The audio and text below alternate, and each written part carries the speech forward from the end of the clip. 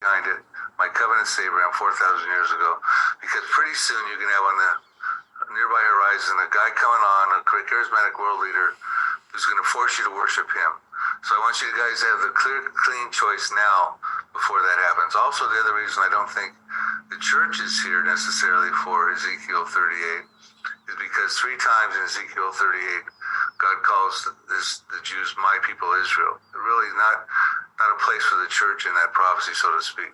The Israeli Defense Forces winning wars against the Arabs, there's a timing sequence we can figure out on that, because they're not going to be fighting in the tribulation period. We've already ruled out they're not fighting Ezekiel 38, which could be just before the tribulation period. But they're not going to be fighting the tribulation period, because if you break the tribulation period down into its 2 compartments, you have a first half of 3.5 years, you have a second half of 3.5 years.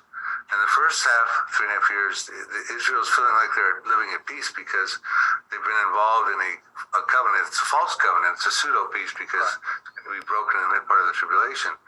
But they're not going to be fighting wars against Arabs at that point. They're feeling like they're dwelling at peace.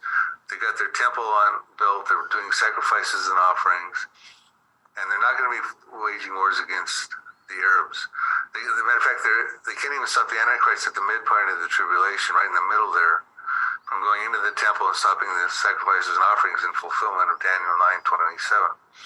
So then even Jesus said in Matthew 24, verses 15 through 19, when you see the Antichrist, when you see the abomination of desolation being set up in the temple, which we just talked about happens in the mid part of the tribulation when the Antichrist goes in and desecrates the temple, he says, flee for your lives, because he knows in Zechariah 13:8, 2/3 of the Jews in the land will be cut off and killed, because Antichrist at that point is going to come out of the temple and commit a genocidal campaign against the Jewish people. So the Jews are going to be fleeing for their lives in the second half. If anything, they're going to pick up a weapon on their way out and use it, not to burn it for fuel or convert it to energy. Because, and they certainly won't be fighting Arabs at that point either. Right. The wars with the IDF, there's numerous ones, in fulfillment of Bible prophecy, I put those before the tribulation for those very purposes. I think that makes perfect sense. Bill, I want to thank you for joining me today. Now, let me say again, your book, Psalm 83. Now, Bill has lots of end times books. Psalm 83, The Missing Prophecy Revealed, and there's so much in this book, and you hit the highlight.